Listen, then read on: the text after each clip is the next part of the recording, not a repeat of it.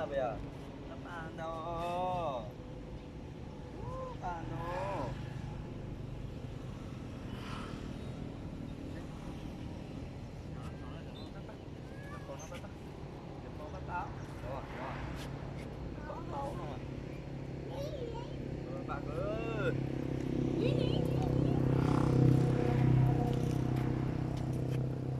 Đây chị sai.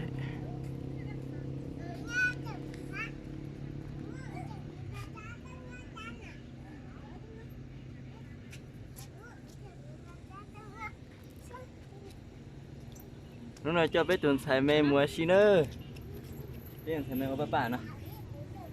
Bé tuần mình xài ngon tới ở bà nào nữa.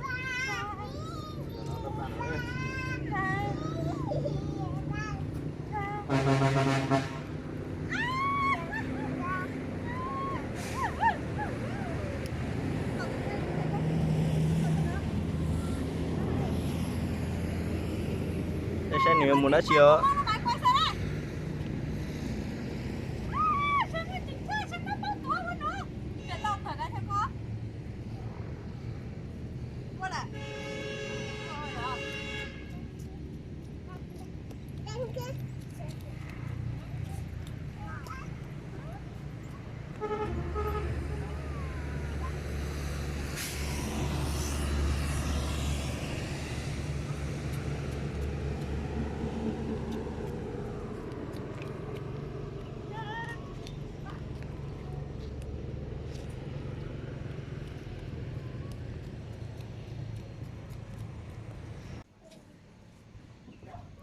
Rồi bác bạn rồi, hãy rồi bác bạn rồi.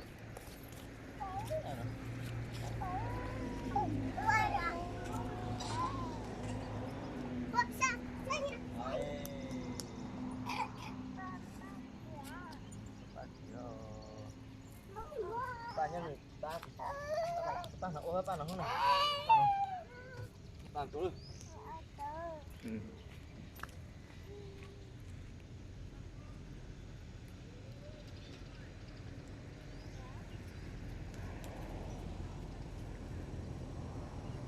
Đủ rồi, em đủ rồi này. Đủ rồi.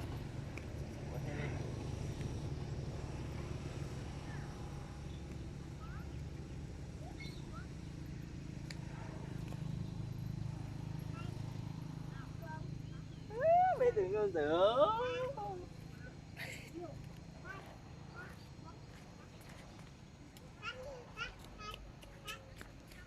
Nhớ tiền đã này. Nhớ tiền đã này. Nhớ tiền đã hai này. Nhớ tiền đã nó hấp bỏ này. Tiền đã nó hấp bỏ này. Ừ, các bạn bộ này. Này nó tiền này, rồi này. Đây này. Cái nó này, cái nó. Nhớ gì nó.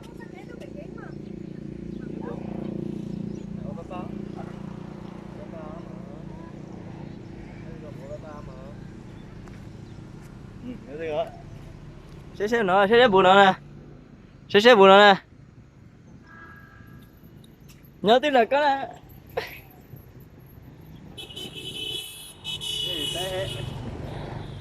Cái xếp từ càng con từ nó xếp được.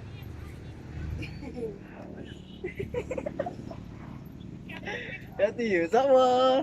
Sắp đây rồi. Rồi bạn.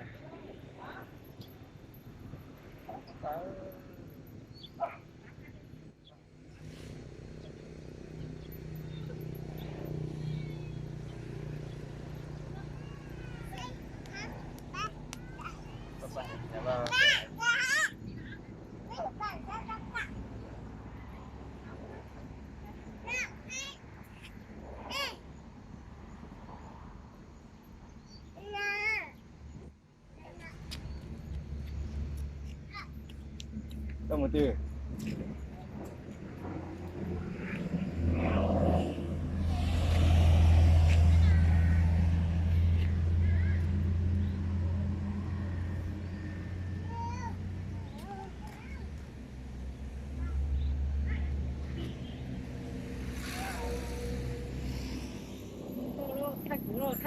thay của ít không tôi phước họ có kể tôi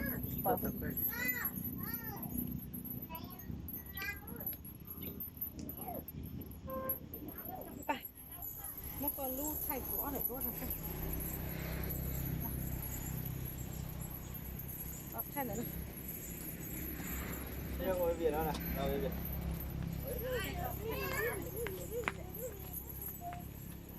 我们也到这来找啊。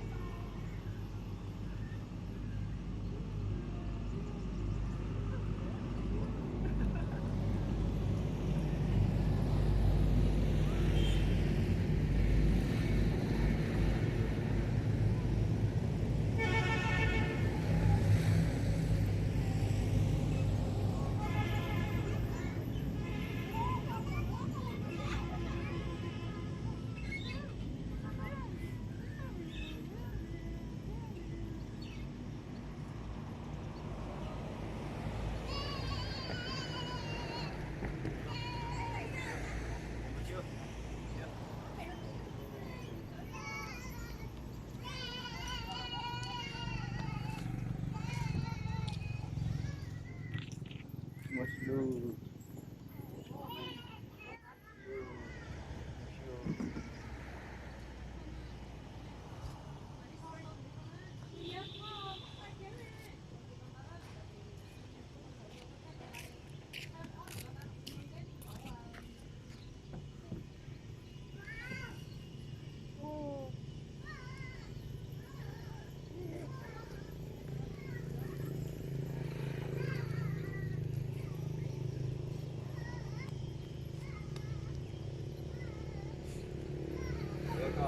Buah, Yo coba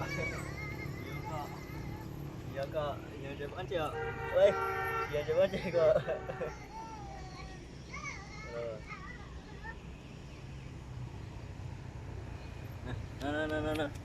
Nah.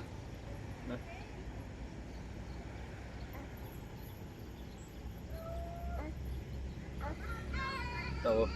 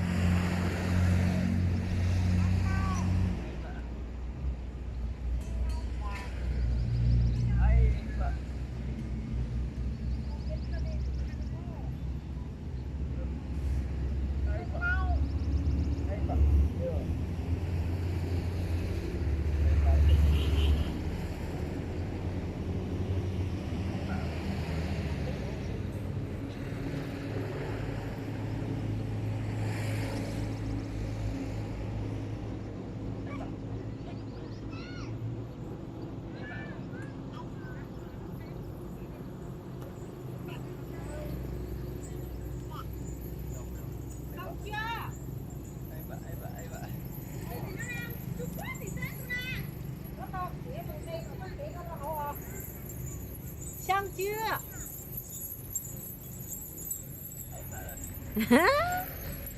Bỏ tiếp gì tránh nào hả?